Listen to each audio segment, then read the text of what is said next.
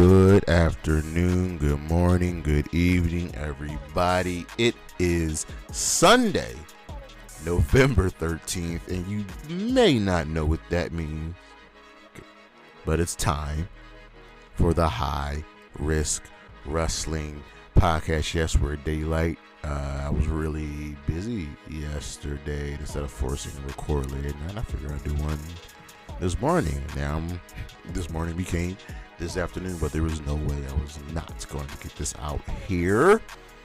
Last week, actually, before we get to last week, don't forget to check out the socials. As always, the 215 on Twitter, that's spelled out, Charismatic Creations on Facebook, Tumblr, and YouTube, and Charismatic_Creations 52 on Instagram. Last week, we looked at Crown Jewel, kind of a what just happened. It was a little pay-per-view came on the premium live event came on at noon.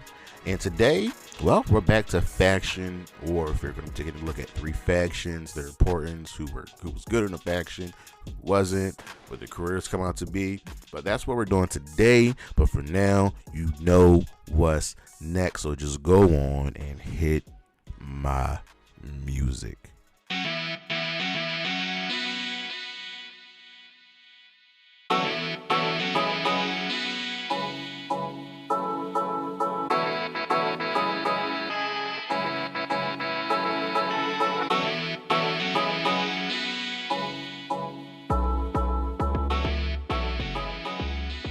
All right, so we had ourselves a little bit of news. Let's just dive into it. The WWE they're restocking the women's division with experienced talent. We know that Triple H really cares about women's wrestling and helped elevate women's wrestling to what it is in the WWE. So we've seen the return of Mia Yim, Nikki Cross being back to her old self, Shayna Baszler being up to her old self, Emma, the returns of Emma, Dakota Kai, Io Sky with the call up.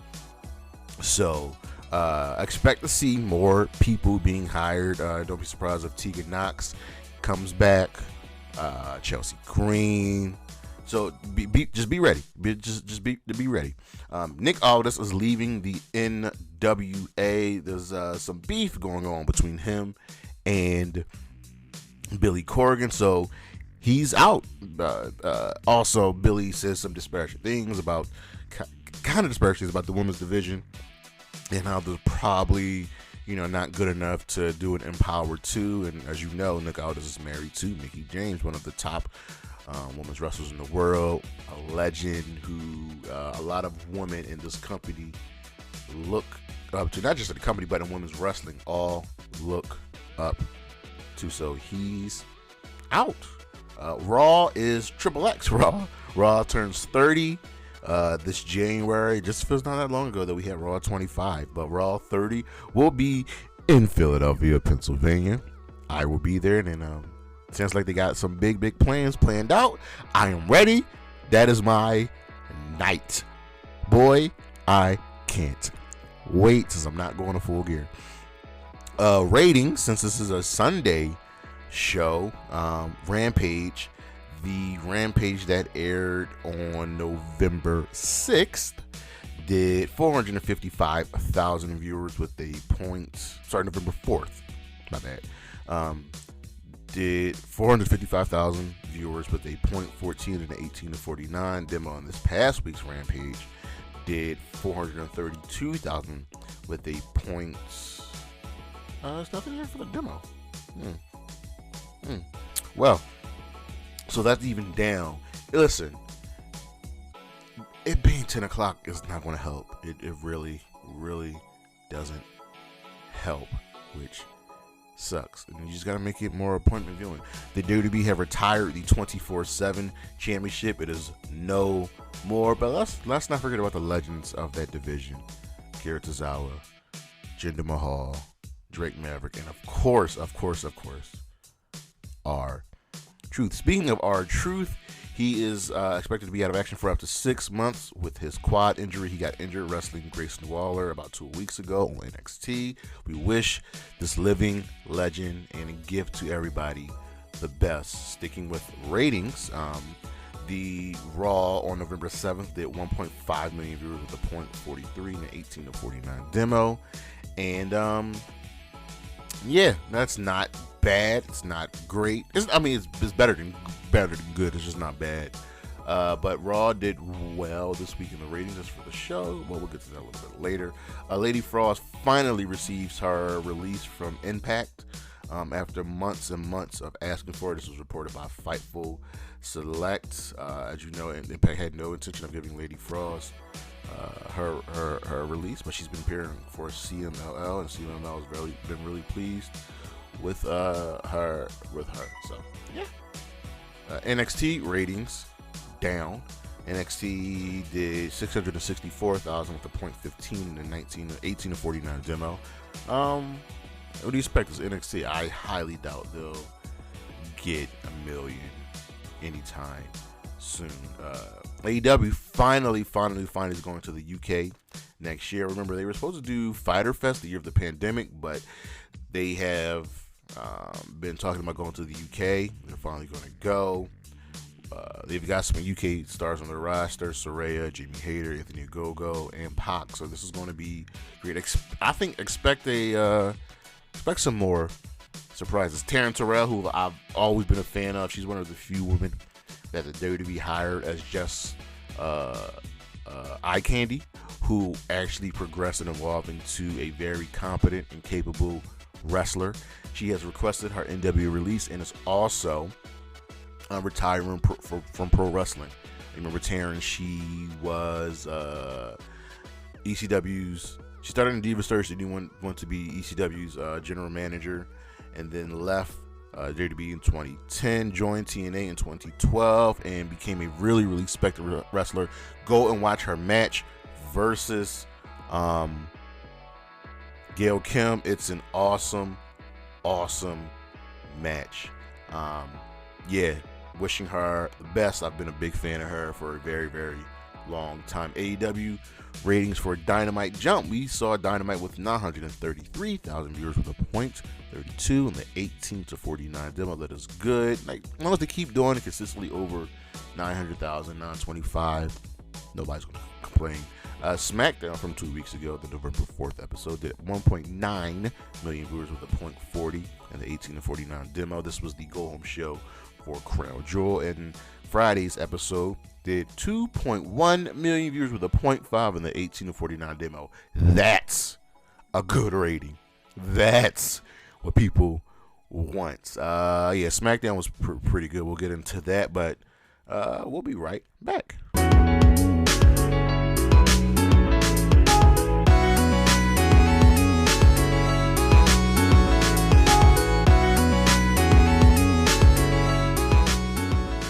So we're dealing with the fallout to Crown Jewel. We're building towards Full Gear. It's a lot going on, but first things first, Monday Night Raw.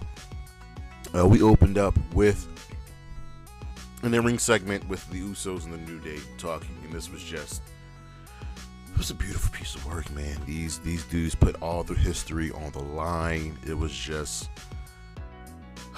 shows you why these two may go down. These two teams may go down as the greatest tag teams in WWE history. The segment was more so a little bit ruined by Riddle coming out, and then making it real jokey.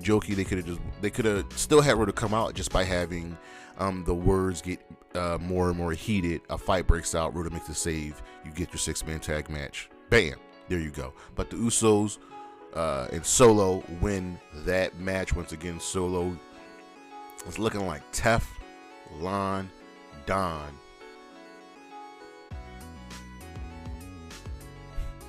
And yeah, and we move on to the tag team match on Friday. Baron Corbin beat Cedric Alexander, and make note of Cedric Alexander here. Seth Rollins had an open challenge, which was answered by Finn Balor. And the OC showed up. Well, first Finn told Seth that we're not done with what we started a couple years ago. OC showed up. Seth stepped away. Fight breaks out between the OC and the Judgment Day, and Mia Yim re-debuts and takes care of Rhea Ripley. So The real problem is solved. Otis beat Elias. Bianca Belair and Rhea had a tease backstage with each other. Judgment Day were being interviewed, and when they were finished, Bianca walked past her and Rhea locked eyes. Rhea just said, "Champ." There you go. Rhea was making her way to the ring. Her, Asuka, and Alexa were tired of Damage Control. Damage Control had the tag team titles back. They all beat each other up. Nikki Cross comes in to give the Damage Control the numbers, that damn numbers game. And Bianca's like, "We're done. I'm finished with this. War Games." So there it is. War Games. As for the team, it's going to be Damage Control and Nikki. I don't know who the fifth would be. I would guess Rhea. And we'll go with Bianca, Asuka, Alexis, Candice LeRae, and I don't know who. Oh, the fifth will probably be Dana Brooke. Yeah, the fifth will probably be Dana Brooke. Austin Theory beat Shelton Benjamin. This started through a backstage war of words between them two. Make note of Cedric. Make note of Shelton. Johnny Gargano exposes The Miz some more. And Miz admits that it was all a lie and he's not paying Dexter Lumis. Miz then beats Johnny in an ingenious way. He fakes like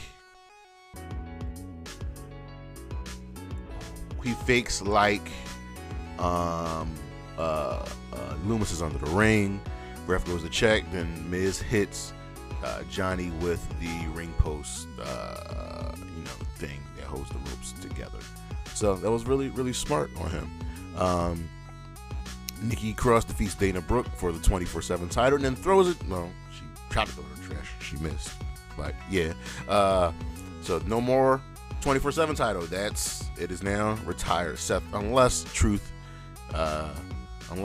we get a story with Truth coming from his injury and looking for the belt. We'll see. Seth Rollins does his open challenge again. Ali wants to answer. Bobby Lashley kills him. Comes out and then kills Seth Rollins. Takes him out. And so Bobby kills Ali. He kills Seth. What's next? Austin Theory comes out, cashes in his Money in the Bank briefcase,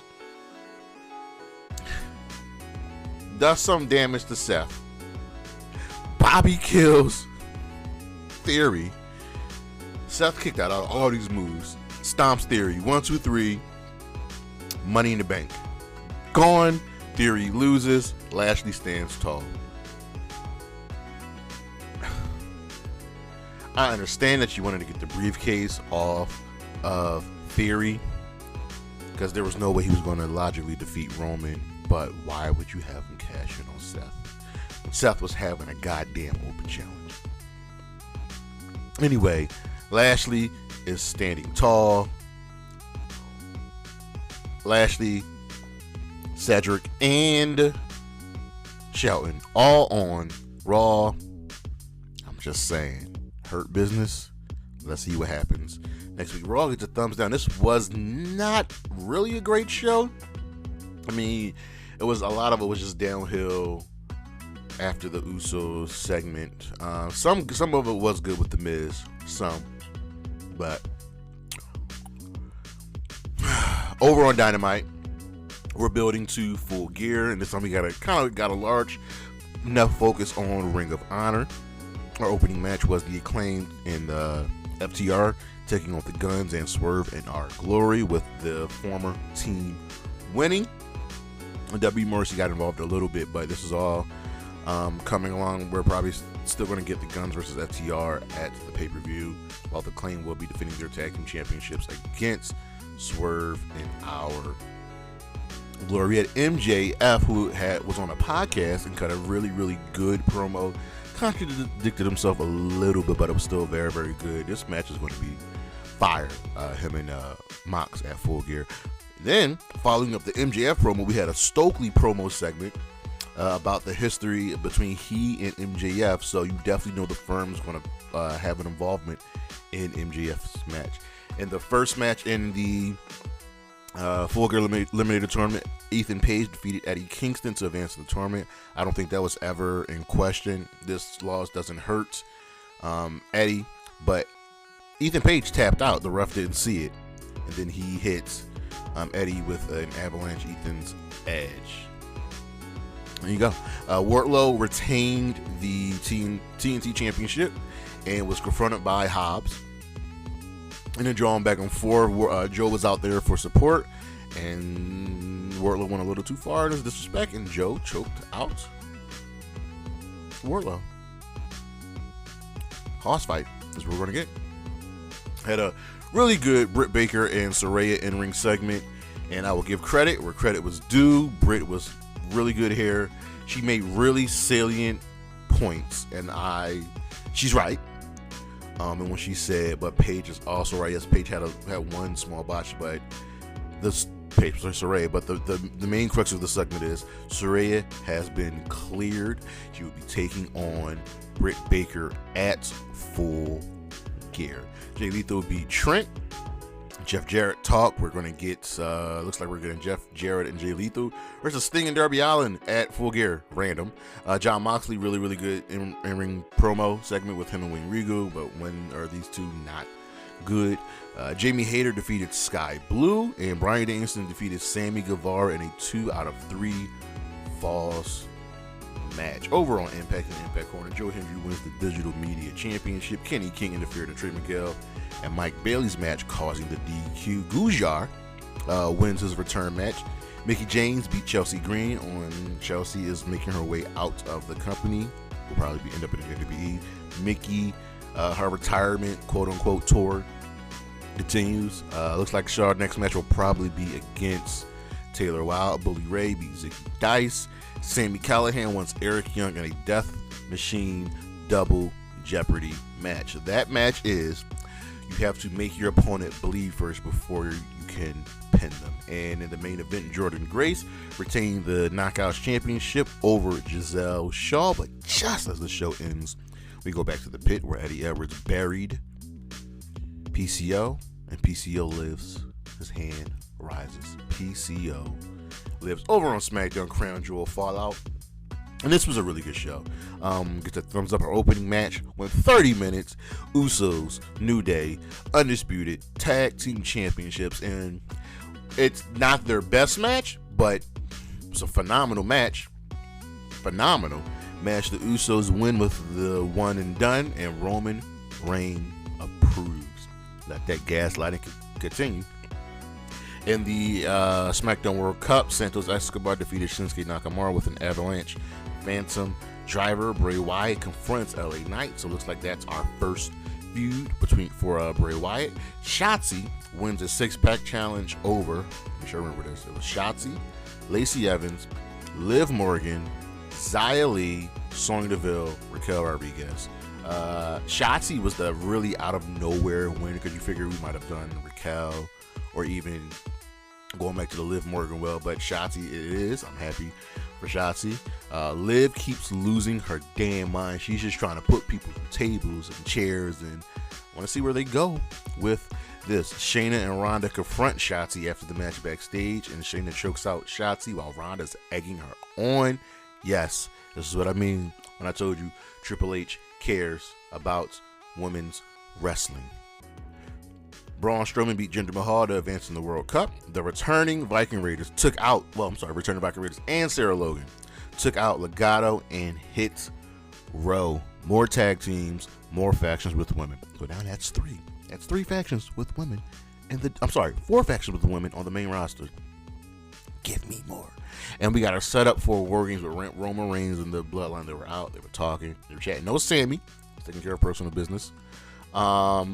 So first the Brawling Brutes come out.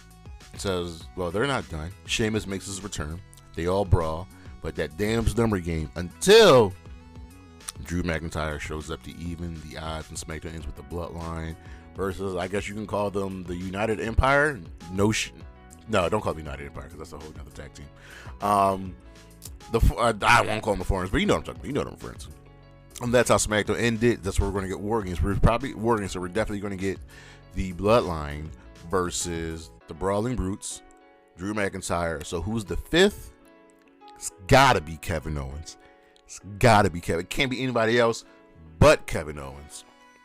So I'm all here for it. Over on Rampage, Christian Cage and Jungle Boy set up their cage match for Full Gear as Jungle Boy will take on Luchasaurus in the cage.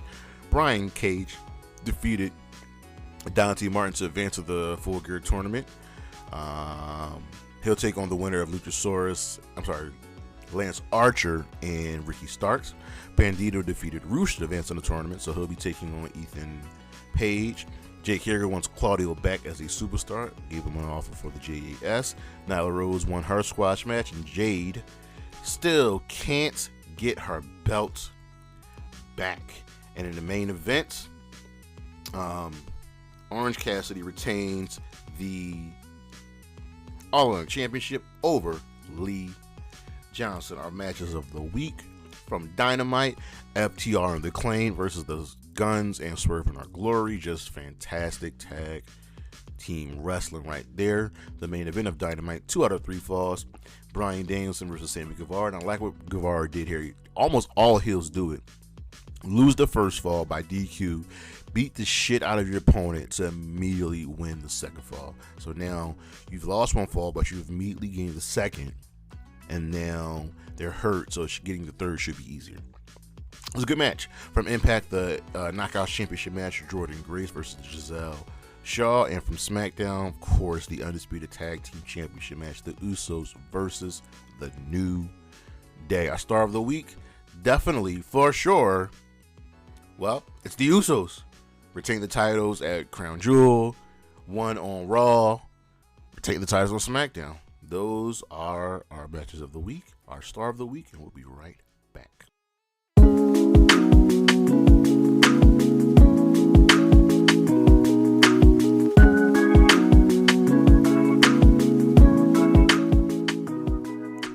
Faction warfare. Factions are an integral and important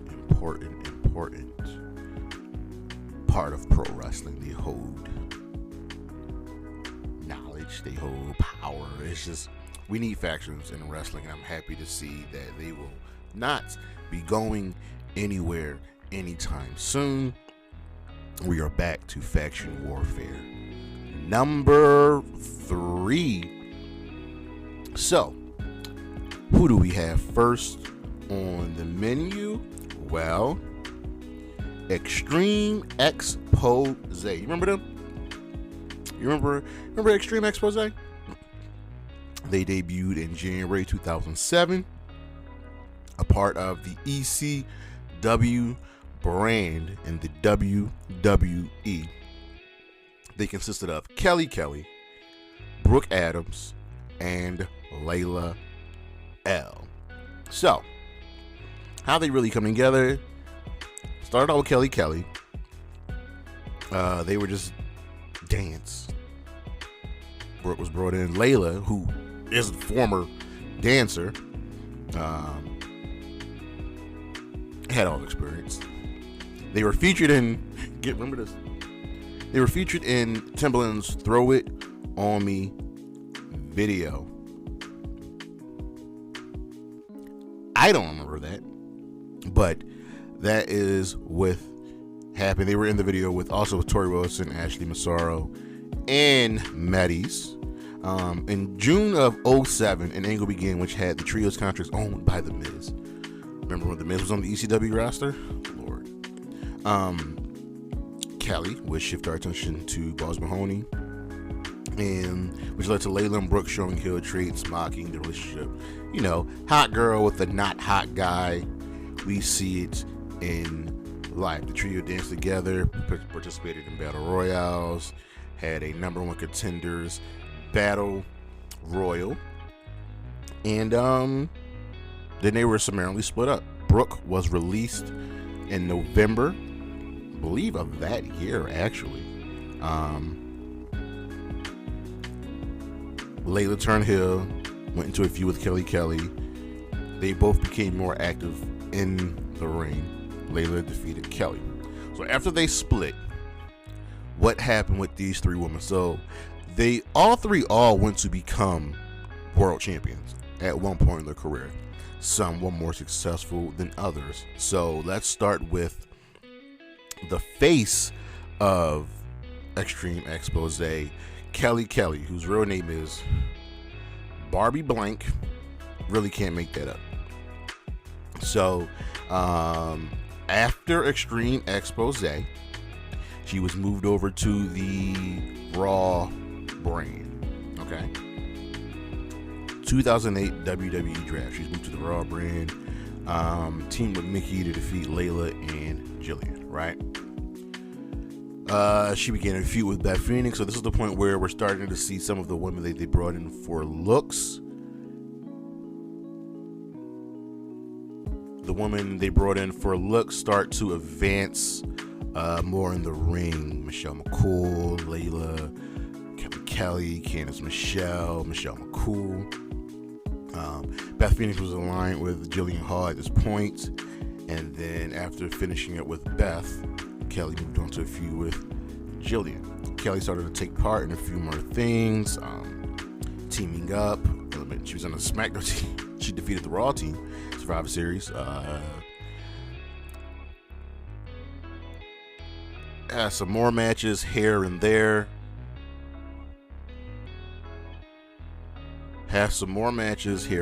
She competed in Battle Royals. And on Raw, she won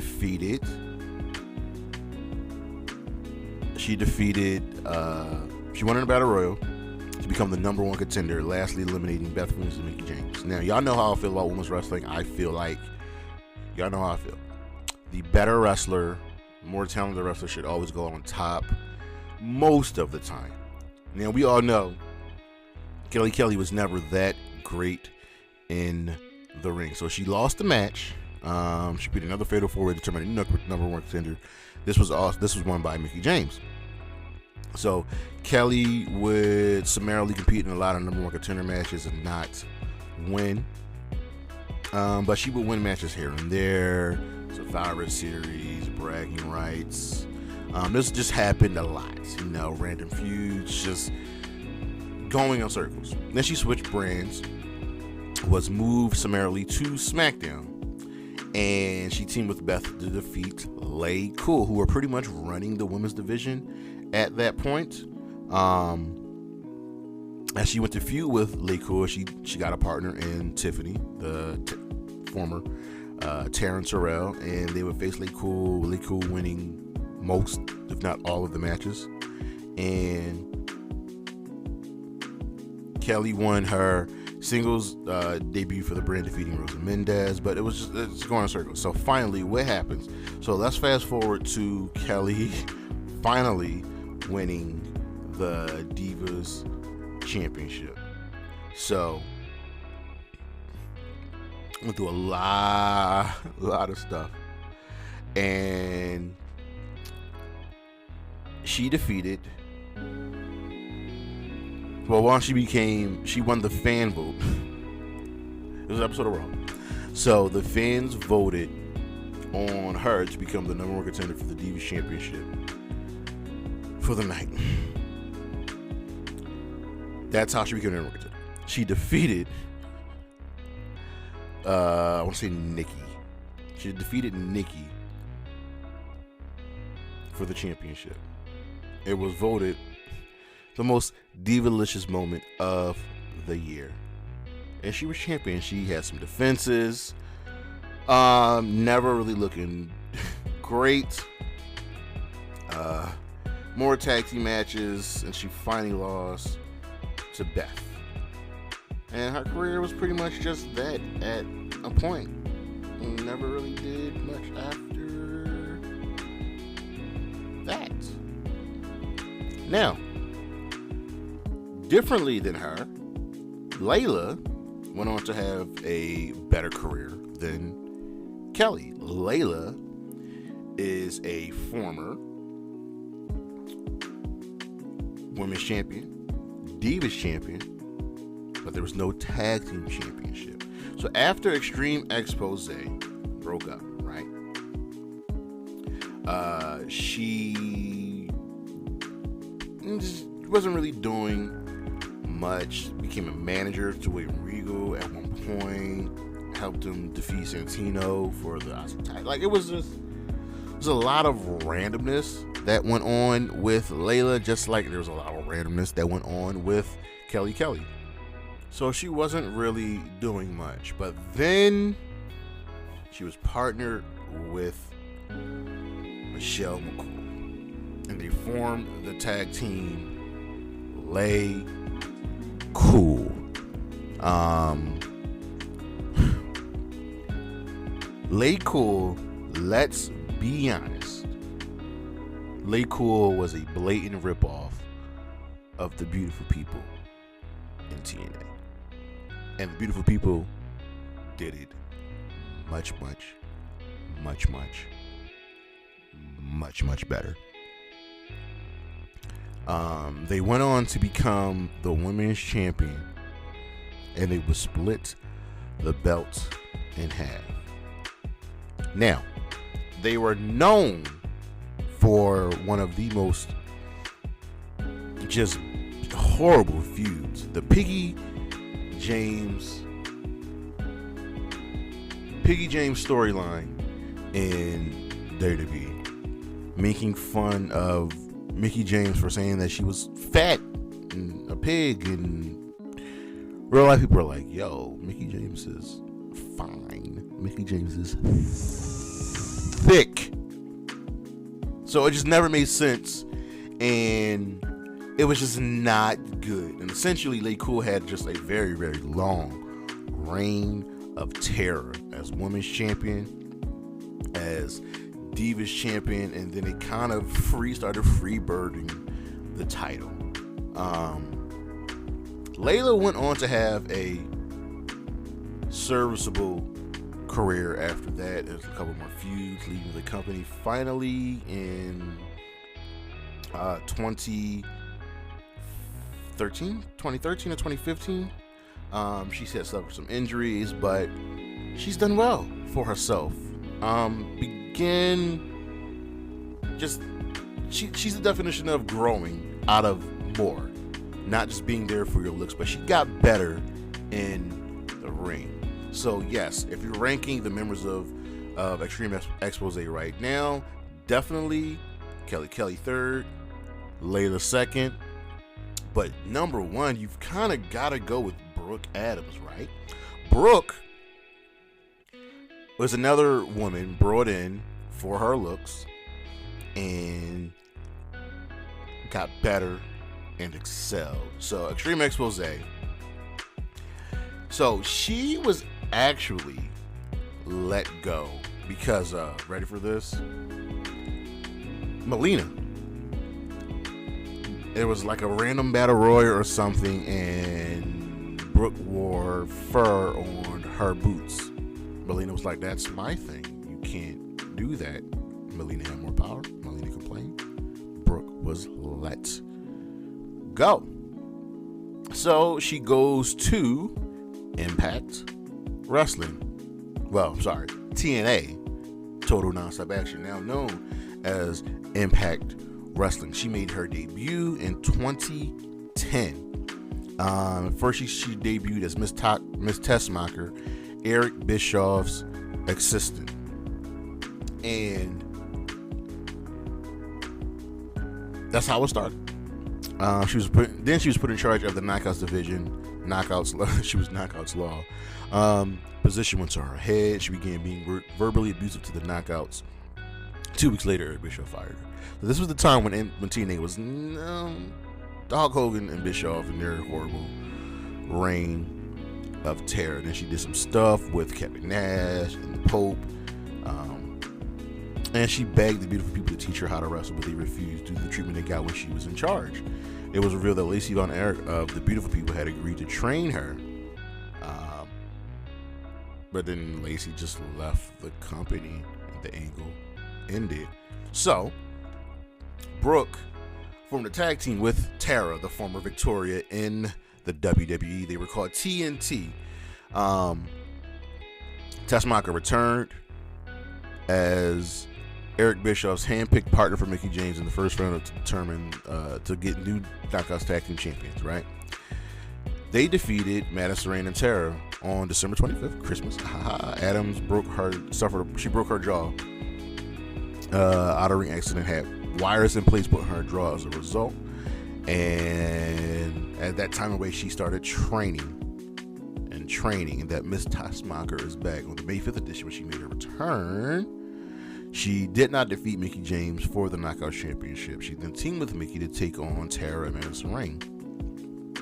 June 16th, Tessmacher and Velvet challenged Mexican America, the team of Rosita and Sarita for the Knockouts Tag Team Championship, but they lost. So,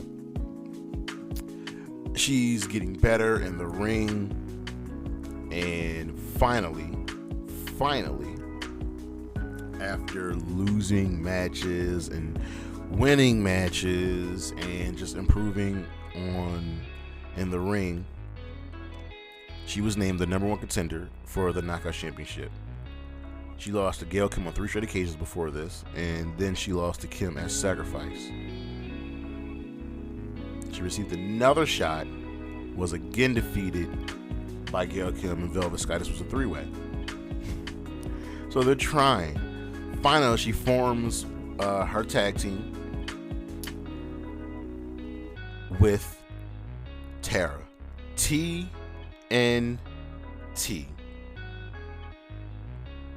Now we're cooking with gas. They became the Knockouts Tag Team champions, finally defeating Mexican America. They were only together for about a year. They debuted in 2011 of July, disbanded in 2012. But Brooke got hurt again, suffering a torn ACL. And finally, when she made her comeback one more time, she was a part of the Aces and Eights, one of the top storylines in Impact TNA history. She was Mrs. Aces and Eights, winning the Knockouts Championship, and went on to have a really, really good and serviceable reign. She then won the title 2 more times. She was even put into a match for a tournament for the vacant TNA World Championship, but she, what I like to call, she's someone who got better, who grew and wanted to be more than just looks, and for that I am appreciative of Brooke Adams. She did very, very well and grew and grew and grew and grew.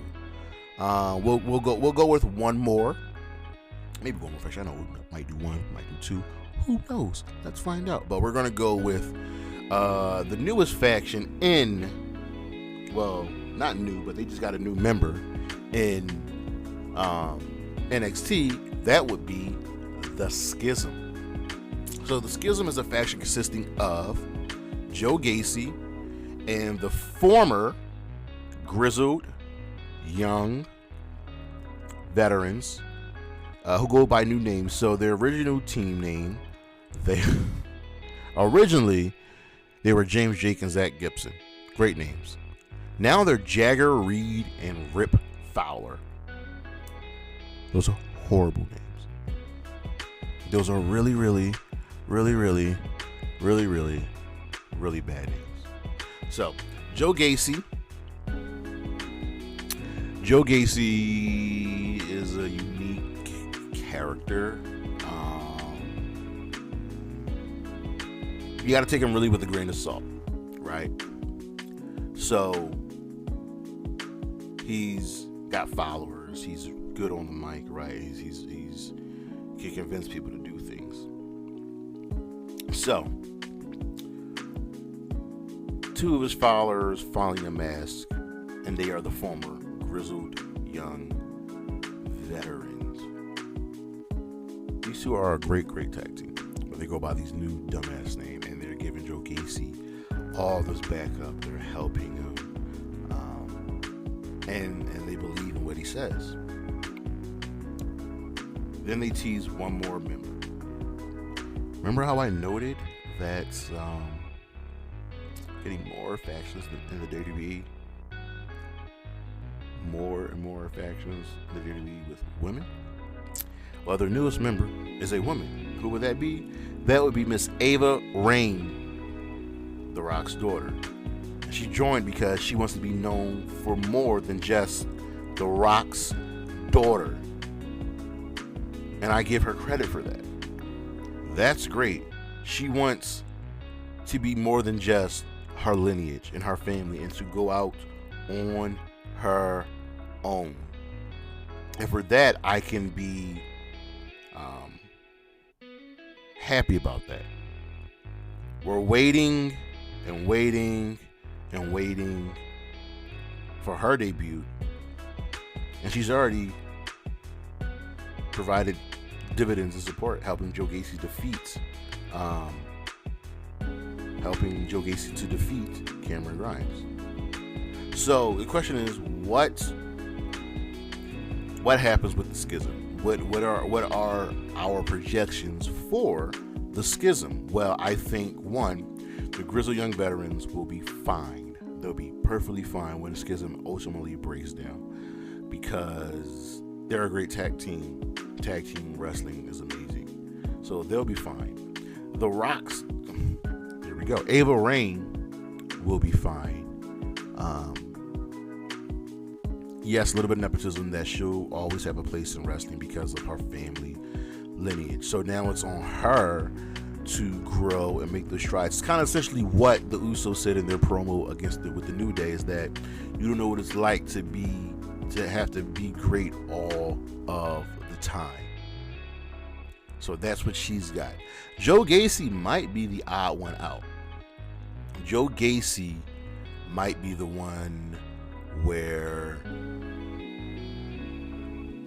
he might not get caught up to the main roster, and will probably end up back up on the Indies, maybe MLW, maybe the NWA.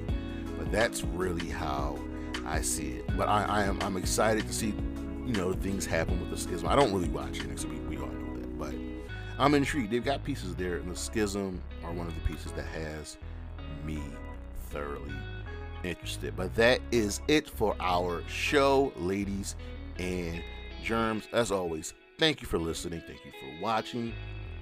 Next week we'll be looking at Full Gear. I don't know if it's going to be a review show, preview show, what I don't know. We'll figure it out. But next week's show is definitely about Full Gear. As always, check out the socials: Charismatic Creations on Facebook, Tumblr, and YouTube. Charismatic_Creations 52 on Instagram, the 215 on Twitter, and as always, Gisele, Wendy Chu, Shotty Blackheart, and Gigi Dolan. Holla at your boy. Rest in peace, Kevin Conn.